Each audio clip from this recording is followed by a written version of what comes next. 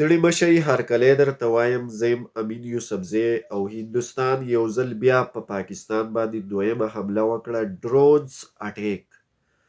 هندوستان په پاکستان 25 ډرونز راخوشي کړه. د پاکستان چې کوم لوی لوی ښارونه دي لکه لاهور شو، کراچۍ شوه، اسلام آباد شو، ملتان شو، چکوال شو او د دې سره سره ځینې نور ښارونه چې هغه سپیسیفیک سیټیز دي دا یې ټارګټ کړه. په دې باندې 25 ډرونز راخوشي کړه خو دغه ډرون اټیک هم ناکامه شو. څه نقصان یې نه دی کړی په پاکستان کې او دا اټیک دا حمله د ډرونز دا حمله چې ده دا سهار وختي دغه ټیم کې شوې ده.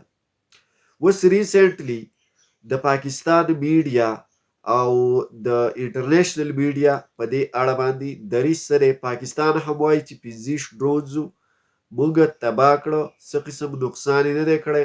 زیاتره ډرونز چې دي نو هغه په خشکو علاقو کې لکه داسې شاړې شوې پټي شو په داسې علاقو باندې غورځېدلي دي، څه قسم نقصان یې نه دی کړی. او ځینې ډرونز چې دي نو دا د لاهور ایرپورټ د دې سره بل یو ایرپورټ د دې ټایم کې اوس زما نه هغه نوم هېرېږي خو د لاهور دا سیټي چې دا دغلته چې کوم سپیسیفیک ځایونه دي 2-3 دماکې دلته هم شوي دي. خو اوس ریپورټس چې کوم راځي نو هغه دا وایي چې یاره دې څه جاني نقصان د دې ډرون اټیک په وجه باندې په پاکستان کې نه دی شوی. هندوستان شروع کې چې کله دا حمله وشوه سهار وختي نو هندوستان د دې حملې د منلو نه انکار کاوه. هغې دا وایي چې لکه دا موږ دا حمله نه ده کړې. خو ظاهره خبره ده انټرنیشنل میډیا چې کله دا خبرونه دا ریپورټس دا بریک کړه نو هغې دا ووایي چې په دې وخت کې د پاکستان او انډیا ترمنځ دا ټینشن او دا کشیدګي چې کومه ده دا روانه ده. دا هندوستان دوباره دا حمله وکړه. بل دا ډرون اټیک چې کوم وشو په دې کې چې کوم ډرونز استعمال شوي دي نو دا د اسرائیل ډرونز دي. دا انویسټیګیشن او دا تحقیقات هم مخې ته راغلي چې دا د اسرائیل ډرونز دي او په دې وخت کې د هندوستان او د اسرائیل ښه پوره مضبوط تعلقات دي. دا ډرونز اسرائیل هندوستان ته ورکړي خو څه قسم نقصان یې ونه کړو. اوس دا اټیک هندوستان ولې وکړو؟ دا اټیک ځکه وکړو چې د دې نه مخکې چې کوم هغې د توغندو د میزایلو دا حمله وکړه 9 مختلف ځایونه ټارګټ کړه پناه یې کړه خو په هغې کې 3 جهازونه چې کوم دي کوم جهازونه چې هغې د دغه توغندو د استعمال لپاره د ویشتلو دپاره هندوستان استعمال کړه چې په هغې کې د ټولو نه زیات خطرناک جهازونه رافیل د فرانس چې هغه انډیا د فرانس نه اخیستي دي او ډېر خطرناک تیزترین جهازونه دي د دې دور ایډوانس جهازونه یادېږي.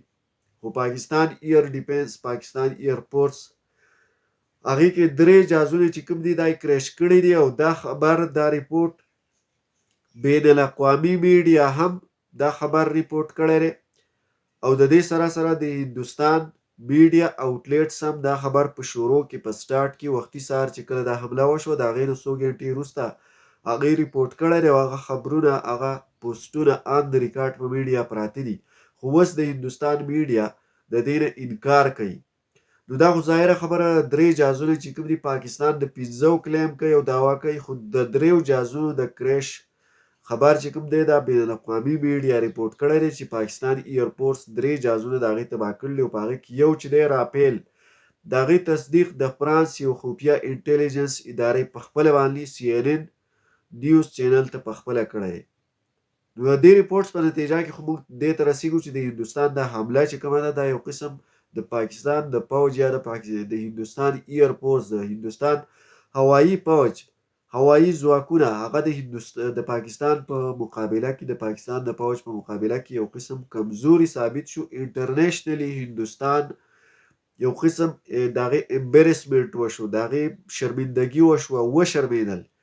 دوباره یې د خپلې غصې د سړولو دپاره په پاکستان کې د یارې د خورولو دپاره خاص کر د پاکستان په عوام کې د یارې د خورولو دپاره دا د ډرون اټیک وکړو خو هغه هم ناکامه شو او څه پیدا ونه شوه. اوس د پاکستان د پوځ دا کلیم دی پاکستان دا وایي چې موږ به خامخا جوابي کاروایي به کوو او په هندوستان به اټیک کوو. خلاصه ځای نه دی ښودلی شوی چې آیا د پاکستان پوځ په هندوستان کې کوم ځایونه په نښه کوي، په کومو ځایونو باندې حمله کوي. د هندوستان د پوځ خاص چې کوم انسټلیشنز دي کوم خاص قسم ځایونه دي هغه ولي نور لوی ښارونه ټارګټ کوي. دا به هله پاته لاګي چې کله پاکستان دغه کاروایي وکړي او دې ته به هم ګورو چې د پاکستان په پوځ کې څومره طاقت دی، څومره فورس او قوت لري. د هندوستان د دغه دوو حملو چې دوه ځله هندوستان دا کومه غلطي وکړه، په پاکستان یې حمله وکړه، د پاکستان د هوایي ایر سپیس خلاف ورزي وکړه، په خاصه توګه د پاکستان د پوځ لپاره ډیر لوی چیلنج دی. اوس به پته لګي چې د پاکستان پوځ څه کوي، آیا څه قسم جواب ورکوي. د هغې دپاره به موږ راتلونکي ساعتونو ته او وختونو ته انتظار کوو، او چې کله کرنټ اپډیټس او انفارمیشن راشي او ستاسو سره شریکوو. تر هغې پورې ماته اجازت راکړئ. د لوی الله په امان.